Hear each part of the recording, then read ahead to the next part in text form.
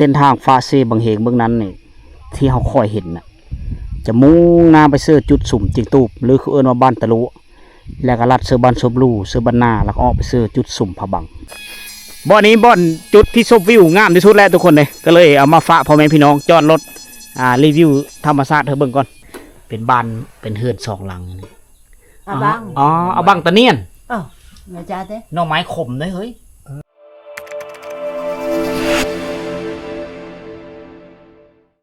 สบายดีทุกคนยินดีต้อนรับทุกคนสู่การเดินทางอีกมื้อนึงวันนี้คอยกับเป่านดพาเลาะได้เดินทางออกมาจากหอพักครูแก้ววิไลที่บ้านตะป่องน้อยมุ่งหน้าสู่กลับบ้านบอกฉันซะโดยใช้เส้นทางผ่านเวียดนามเลยทุกคนเลยอันนี้คือแม่น้ำห้วยกระป่ายนะแม่น้ำตัวนี้ยามหน้าฝนมันจะไหลแห้งและในการไปมาในรถจักรจะไปไม่ได้ยามฝนเลยพระเจ้าจะได้หามรถจักร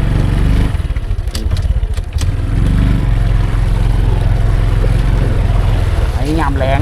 น้ำมันจะแห้งเส้นทางเส้นนี้จะไปติดจอดกับบ้านเตียงตูบเมืองเซโปนแขวงสวรรณเขตนะเส้น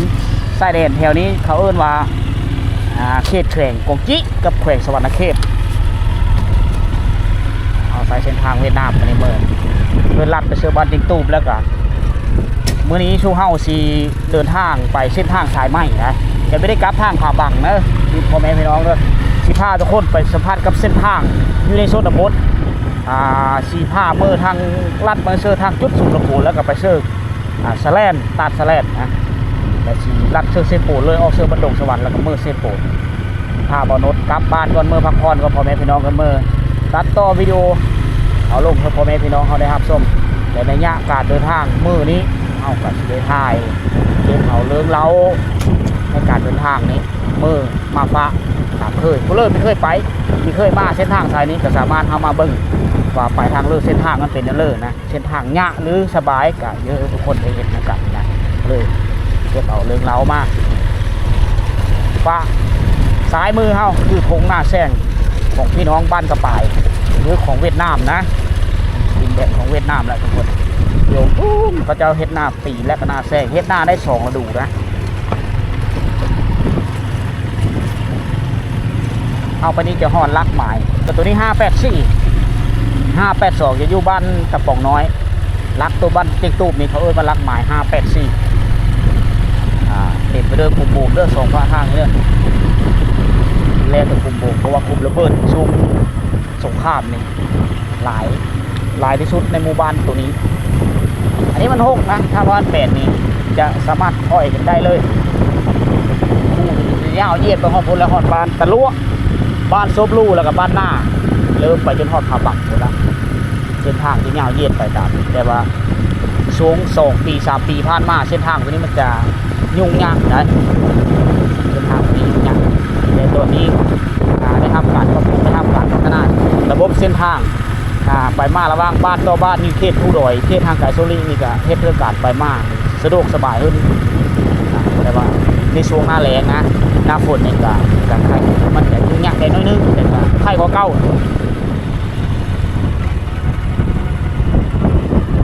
ในการเดินทางลัดไปเชื่อจุดชุมโกเฮาจะไม่ได้ไปตามสายเซ่บางเฮงเฮาจะเลี้ยวซ้ายนะเลี้ยวซ้ายลงมานี่แหละทุกคนเส้นทางเดียวกันก็เฮาไปบ้านละบ้านกอกบ้านลากมือก้อนมาฮอนี้จะได้ห้ามเซ่บางเฮงห้ามเซ่บางเฮงเบิ่งมันใครได้แต่ว่าเซ่บางเฮงอยู่นี่แม่น้ำมันแคบพ่อแม่พี่น้องเลยแม่น้ำมันแคบแต่ว่าน้ำนี่ค่อนข้างไหลแห้งแม่น้ำแคบแต่เฮากะย่ามหน้าแรงนี่ก็ไปง่ายอยู่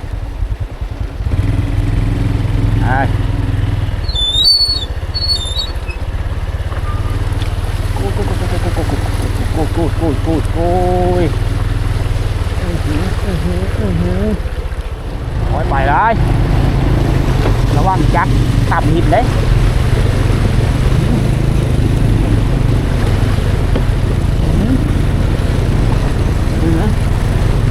โอ้โหอุ้ยไปเร็ว ไปแล้วโอ้ทางมันหินมันเหมือนที่หินมันจะเหมือนเอ้ยโอ้ยได้เนสโก้ธรรมชาติเนาะโอ้ฟ้าเซ่บางเฮงมันธรรมชาติงามโอ้โหเส้นทางนี้จะเลาะเลียบไปตามตะฟังเซ่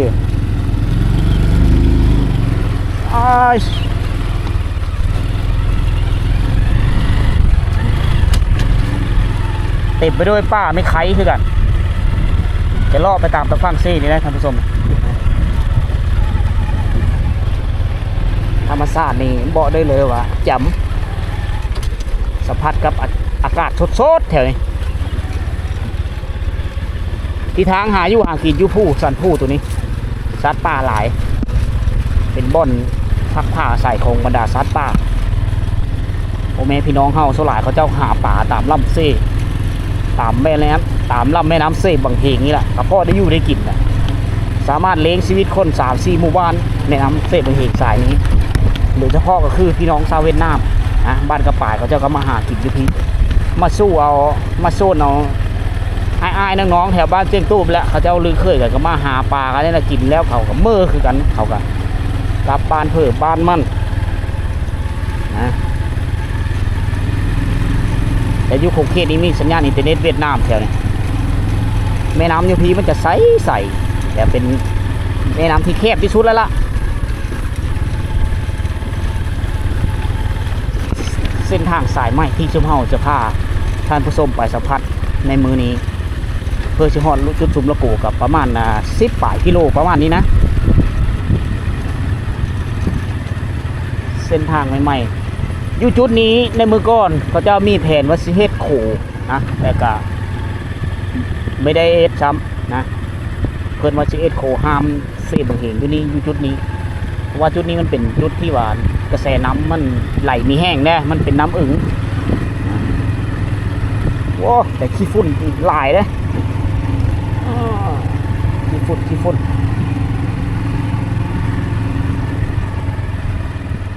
เส้นทางฟาเซ่บางเหงเบื้องนั้นนี่ที่เขาคอยเห็นนะจะมุ่งหน้าไปเสื้อจุดสุ่มจิงตูบหรือคือเอิ้นว่าบ้านตะลุแล้วก็ลัดเสื้อบ้านซบลูเสื้อบ้านนาแล้วก็ออกไปเสื้อจุดสุ่มผาบังเส้นทางสายนั้นเมื่อเซโปนเมื่อจุดสุ่มลานห้องเซโปนพวกเราทุกคนแล้วเกี่ยวมานี่จะเฮาไปบ้านกลากแล้วก็บ้านกอกแล้วก็ลัดไปเสื้อหามฟาเซ่บางเหงเบื้องนั้นในตอนหน้าไปเพิ่นมีแผนห้ามเฮ็ดขู่ห้ามเซ่บางเหงอยู่ที่บ้านลากทุกคนนะและเส้นทางการเดินทางมานี้ชุมเฮากับเบานุชก็สิเลี้ยวซ้ายมุ่งหน้าขึ้นผู้หน่วยนี้แหละนี่เขากำลังเฮ็ดเขากำลังก่อสร้างทางกำลังปูหินในนี้ซื้อแล้วก็เฮ็ดระบบคลองน้ำนี่ก็เอานะเทชิมังในระบบในคลองน้ำเพื่อป้องกันน้ำเสาะเจิดนะเอาติดตามการเดินทางเส้นทางสายนี้ค่อยก็ไม่ได้ไปแต่เฮิงนี่แหละไปตั้งแต่2 ปีที่แล้วแล้ว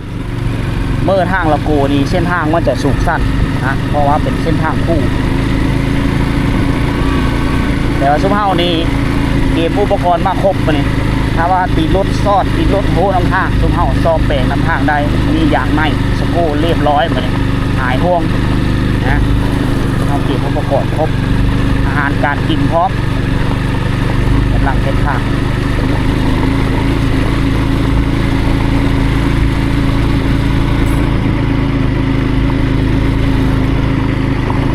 ขับรถกันผู้ดีเบาะเลยว่าเกียร์1เกียร์2นะโบมี3เด้อมีแต่1กับ2ขึ้นมาแต่ว่ามันก็ค่อยขึ้นไปเรื่อยๆก็มีบอลเพ่งแล้วก็มีบอลสูงธรรมชาติงามเดี๋ยวนี้เนี่ยจะมีขอบเขตบ้านคนบ้านของชาวบ้านจะดูแลฮอดเขตจุดชุมละโกจะเป็นบ้านกะลากเป็นบ้านทวิตเลยเข้าไปนี่จะเข้าบ้านทำลาบ้านกะลากก่อนทางหน้าผู้เคียนี่จะเป็นเบื้องเวียดนามนะตัวหลายก็เจ้าก็มาถางไหนเดี๋ยวนี้แหละ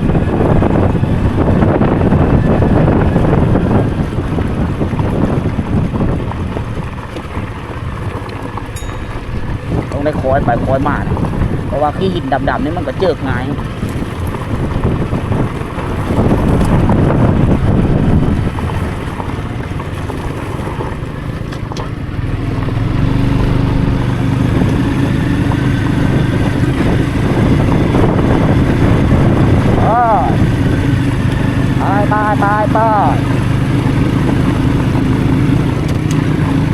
ขึ้นไปเรื่อยๆ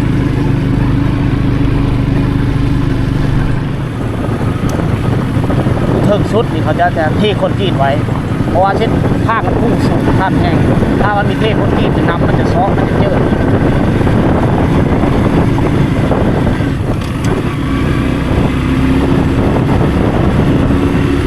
เยี่ยมเลข2ไงโอเคโย่เส้นทางนะแต่มีแนะนำเพราะเลยมีอุปกรณ์นี่ถ้าวันตีรถช่อนี้มีมอดแปลกนะเพราะว่าเส้นทางห่างจากหมู่บ้านหลายกิโลคือเฉพาะหมู่บ้าน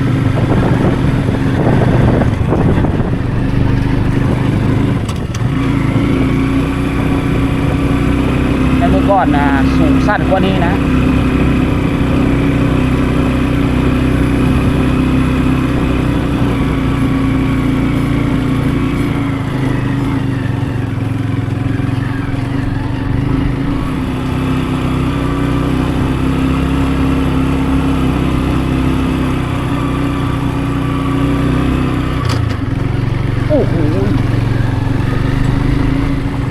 นี่ยังดังนี้เส้นทางยังมีการซ่อมแปลงทาง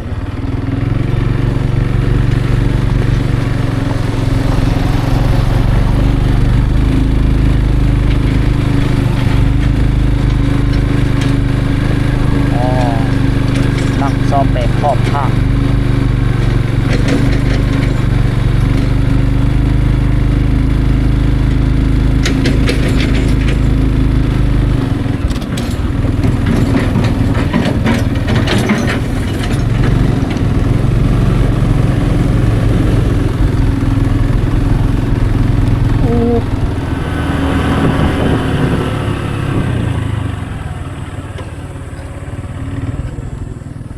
เอามาฮอนนี้นี่เส้นทางการปูไปตรงนี่เบิดนะฮอดแต่นี่หากว่าฮอนนี้นะเพื่อก็ยังมีแผนเฮ็ดไปเรื่อยๆจนฮอดจุดซุมโลโก้พุ่นแหละแต่เส้นทางที่ผู้สูงเข้าไปอีกประมาณ50 เมตรนี่ก็จะวิดผู้นะแล้วก็จะเป็นดินเพงในบริเวณข้างทางนี่ก็เต็มไปด้วยมะกรูดป่าผู้สงสัยแก่แล้วเอาไปดองเหล้าได้เรื่องเลยตัวนะกรูดป่าเต็มไปด้วยป่าเขียบนะเดี๋ยวนี้ในเมื่อก่อนมันเป็นผู้โหโลนป่าไม้ทีนี้มันหากระป๋องไม้ประมาณ4-5 ปีเป็นภูเขาล้นในว่างั้นนะปู๊เส้นทางที่จะมาผูก บ่อนี้บ่อนจุดที่ชมวิวงามที่สุดแล้วทุกคนเลยก็เลยเอามาฝากพ่อแม่พี่น้องจอดรถรีวิวธรรมชาติเธอเบิ่งก่อนมากล้วยป่าตึงเนี่ยเอามาฝากทุกคนได้ไปเห็นบ่อนงามกะถ่ายมาเฮอพ่อแม่พี่น้องเขาได้เบิ่งน้ำต้นไม้วิกนะจะเป็นเบิ้งเวียดนามเด้อทุกคนเด้อ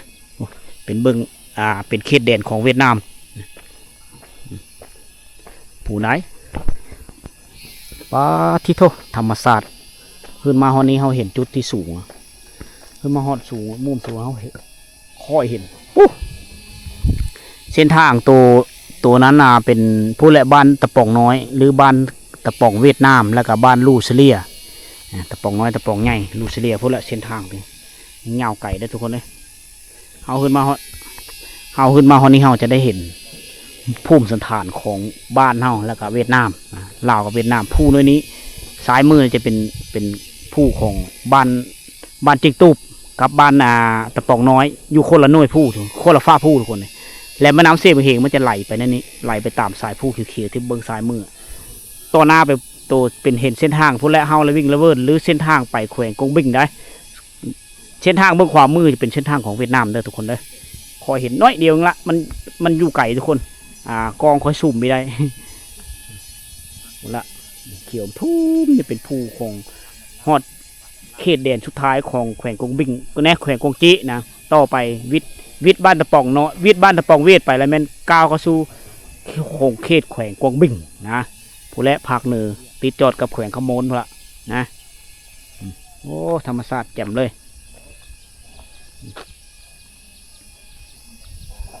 สบายมากเลยบ้านนี้เส้นทางคอนกรีตพื้นที่แห่งนี้เขาเอิ้นว่าภาษาท้องถิ่นเขาเอิ้นว่าตะปื้นปูดคำว่าตะปื้นเนี่ยเป็นผู้เพียงได้คำว่าเพียงพื้นที่เพียงเนี่ยเขาเอิ้นว่าตะปื้นภาษาบรู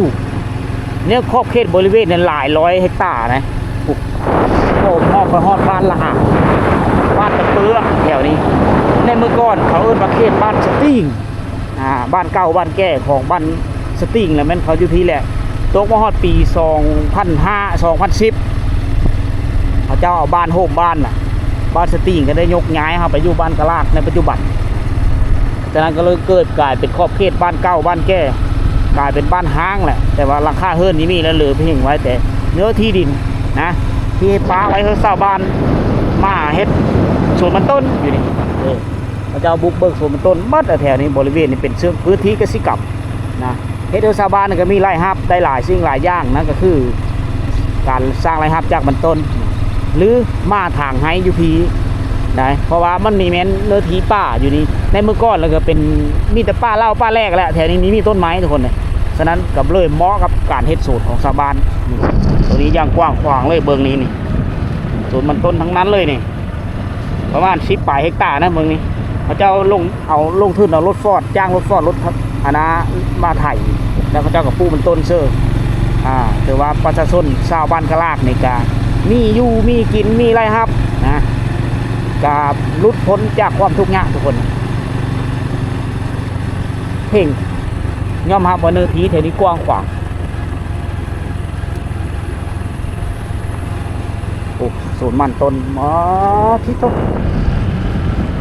ไทยยกร้องทั้งนี้แต่ก็มีหลายเจ้าเป็นขอบเขตของเพิ่มมันนะแต่ว่าน่าเสียดายราคามันต้นมีสูงทุกคนถ้าว่าราคามันต้นขึ้นคือปีผ่านมานะชาวบ้านจะได้เงินกว่านี้ทุกคนเลยนะได้เฮิร์นได้รถขี่ย้อนได้แต่ปีนี้ก็อดทนสู้ส้นราคามันต้นกับโลละ1,000 กีบสูงสุดนะราคามันดิบแต่ราคามันแห้งนี่ก็ประมาณ 2,000 หรือ 3,000 ประมาณนี้เลยทุกคนเลยอันนี้คือเส้นทางมุ่งหน้าเฮาเขตจุดสุวรรณโกละนะบ่อนที่ค่อยเคยพาทุกคนไปมาล่ะเขตจุดสุวรรณโกเป็นเขตหนึ่งที่นี่ได้รับการพัฒนานะครับปี 2015 มากต่อหน้าไปนี่จะเป็นถ้าเฮาเลี้ยวขวานี่จะไปบ้านละอ่านได้นี่เส้นทางมาแยกตัวนี้นะไปเส้นนี้ฮอดบ้านละอ่านบ้านกกมากบ้านกวดบ้านกาวบ้านตะเปื้อบ้านโชกเลี้ยวลาดประเสริฐบ้านไม้ผาบังนะข้ามเซบางเหงไปเซบ้านผาบังแล้วก็ลาดประเสริฐเจียงตูบได้โค้งไปฮอดลาดฮอเมื่อเสียโปนได้เส้นทางสายนี้ตรงไปนี้เมื่อละโกเสื้อสแลนไปเสื้อตะหลุงไปเสื้อเซโปนคือกันเส้นทาง3เนี่ยจะมาแยกกันอยู่นี่ไปต่อ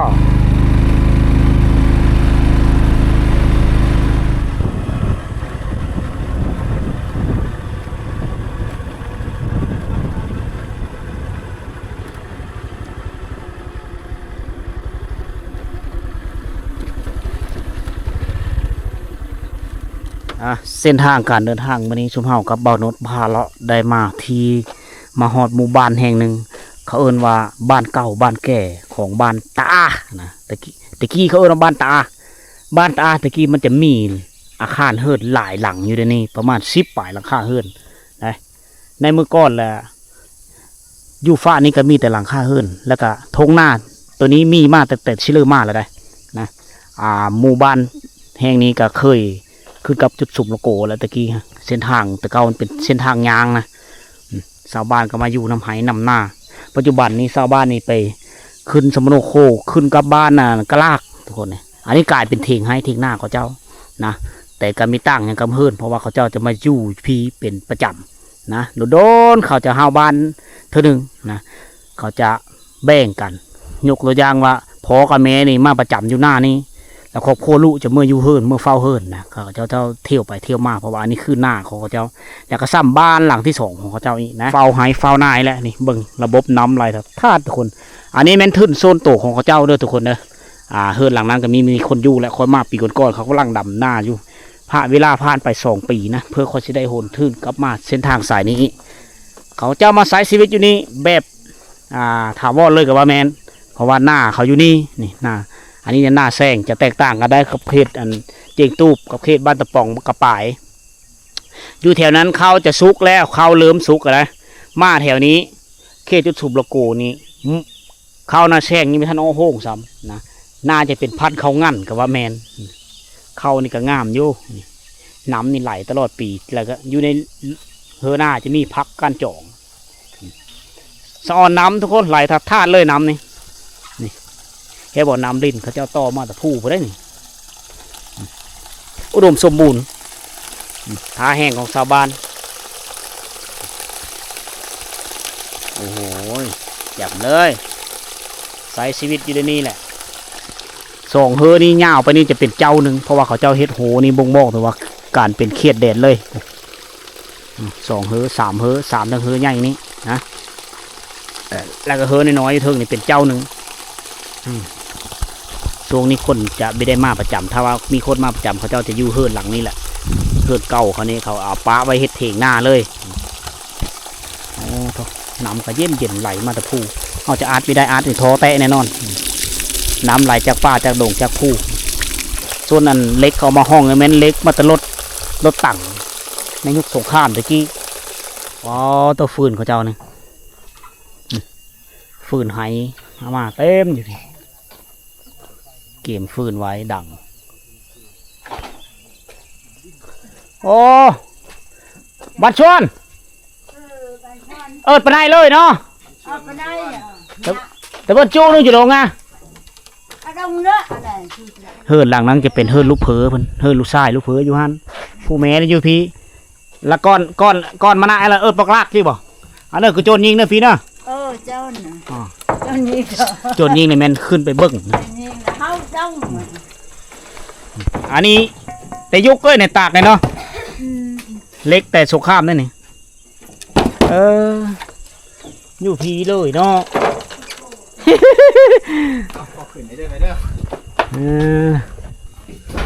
จะโอ้ขนมเฮากับเมิดแล้วเมิดบอกขนมมนุษย์เมิดแล้วเมิดเนาะเพลนี่แจ้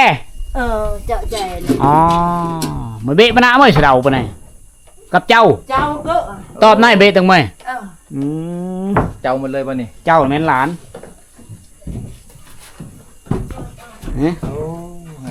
โอ้ซ้ำเฮิร์นนะเราประจำอยู่นี่เลยอยู่นี่ไปเลยแล้วพอแล้วกันเราก็ไม่ได้คอยเฮาเนื้อบ้านเนาะต้มกินแล้วนี่เนาะตะกัวงวยนี่เนาะเสือซ่าเนาะแจ้ให้ดอกเฮิมใจแจ้ได้ซ่าแจ้แหละโดยเรียบอกคือเรียโดยคือไหนบังต้มหน่อไม้โอ้เบิ้ลบังน้ำเนาะมีหน่อไม้เลยได้ป่งแล้วหน่อไม้นะโอ้อันนี้ได้อาหารการกินของเขาเจ้านะได้หน่อไม้ต้มเลยน่าประจวยบังเจ้าผู้นี้บอกผู้นี้ไปหาผู้นี้ได้ไปหาอะไรหาหน่อไม้ผู้นี้น้องบ้านแซมไหมเฮ้ย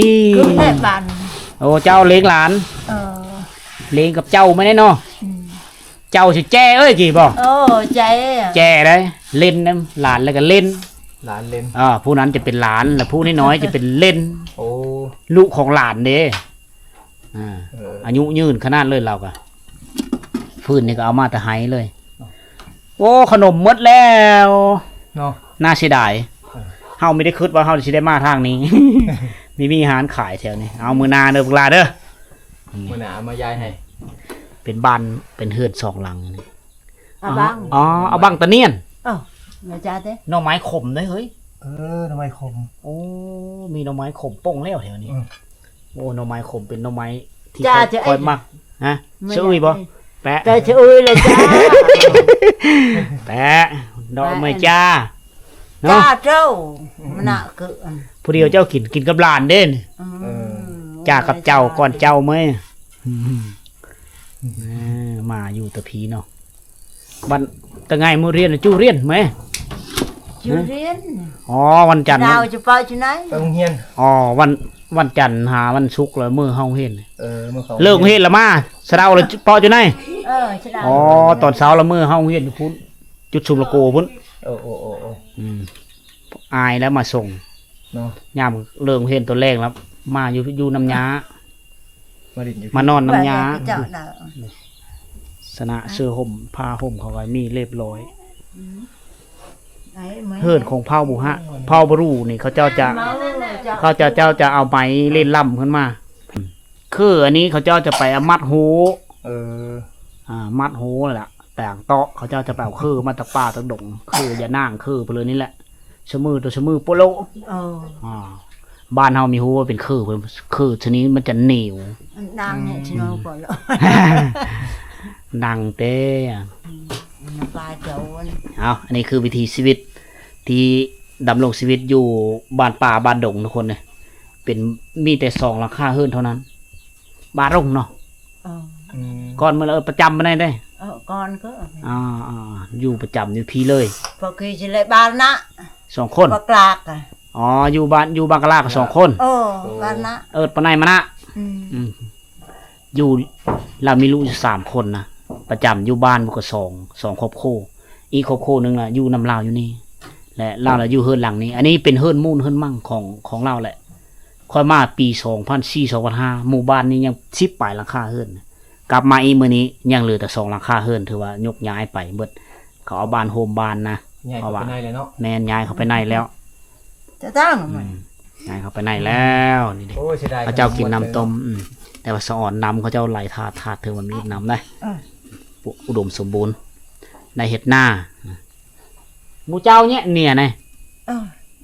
หน้าเจ้าเดียวเลยหน้าเราบ่นะหน้าแซงใช่ในจันในก้อนก็ปืนกี่บาทเจ้า2 เจ้าหน้า2 เจ้าโอ้นี่เครื่องจักรเสาะจักรสารเราเนี่ยติดข้าวติดน้ำมีครบไปเลยซ้ำเฮือนเนาะสะเดาตะกัดกันไหนสะเดาอันนี้คือไฟฟ้าที่เขาเจ้าอันนั้นนะซากจากแผ่นโซลาร์เซลล์แผ่นแสงตะเวนซากเซลล์มาไฟนี่มันเต็มแล้วก็ปดกลางคืนก็ไตมาไฟเพื่อหุงนี่เดี๋ยวดอกไฟเขาเจ้าอันนี้คือไฟฟ้าเขาเจ้านะนี่ใส่แผ่นโซลาร์เซลล์อันนี้เขาเอิ้นว่าโคนบ้านเฮาตะเก่านี่โคนภาษาบรูเอิ้นชรึงแม่นบ่ชรึงเนาะบ้านเฮาเอิ้นว่าโคนเขาเจ้าจะตัดเอาไม้สอดมาเล่นแหละเพื่อเอาเครื่องเอาของไว้อยู่เทิงพุ่นมีเฮือมันหกทั้งพื้นได้ไอเดียของเขาเจ้าได้แม่น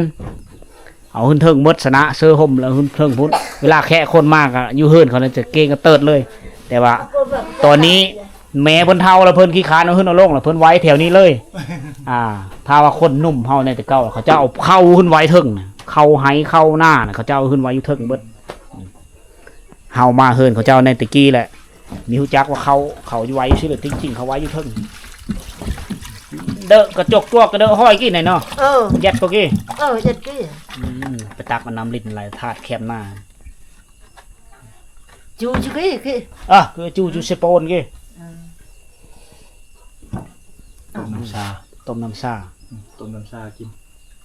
กัวเด้อแจ้ต้มน้ำซานั่งโจรvà ôi lần chụp vai và ôi dạ thao là chụp ơi tí ơi nu chụp con chào nhìn nóนี่แหละวิถีชีวิตอยู่ที่บ้านป่าบ้านดงเฮาก็ใช้ชีวิตแบบธรรมชาติแหละอยู่กับธรรมชาติไม่ได้ฮู้จักว่าราคาเครื่องขึ้นซ้ำเลอนะเงินขึ้นบ่ราคาค่ำเท่าเลยมีฮู้จักเลยอยู่จังซี่แหละหาผักหาหญ้าหาหน่อไม้กินเขาเจ้าฮู้จักแต่ราคาแป้งนูราคาเกิดกับราคาน้ำมันรถถือว่าอันนั้นเป็นราคาสินค้าที่เขาเจ้าใช้ในชีวิตประจำวันเขาเจ้าจะจื้อดีแต่เพราะว่าเป็นเรื่องเลทเงินนี่มีฮู้จักเลยเลทเงินเขาฮู้จักแต่ว่าเงินกีบกับเงินดงแถวนี้อัตราแลกเปลี่ยนกันเขาไล่ซ้ำกันเลยนะเงินดงกับเงินเวทซ้ำกันเลยแถวนี้อันนี้เป็นเครื่องใช้ในโคเฮือนของเจ้าอันนี้นี่จะเป็นกระยังภาษาบรูเขาเอิ้นว่าอายังตัวนี้นี่อเดอร์ตัวนี้อเดอร์ได้นี่เป็นคลองที่เขาเจ้าคัดไปหาปูหาปลาหาพักตัวนี้เนี่ยน้ำเตานี่เขาเจ้าโซลาก็เอาไว้เอาแก้นพืชในมาแตงในมาโบบจะเอาอยู่ในนี้เพิ่มมีเฮอมอดกินนะย่างไฟไว้มาน้ำเตาภาษาบรูเขาก็เอิ้นอร่วยนะภาษาบรูมือละคำ2 คำนะเอากินเด้อปีเด้อปอไว้บริเวณเฮือนเรานี่เต็มไปด้วยป่าโกย มีโหโซนโกยแล้วก็มีโกยกินพร้อมอุดมสมบูรณ์นะแนวอยู่แนวกินบ่แพะทุกคนนะกกมะม่วงก็มีเต็ม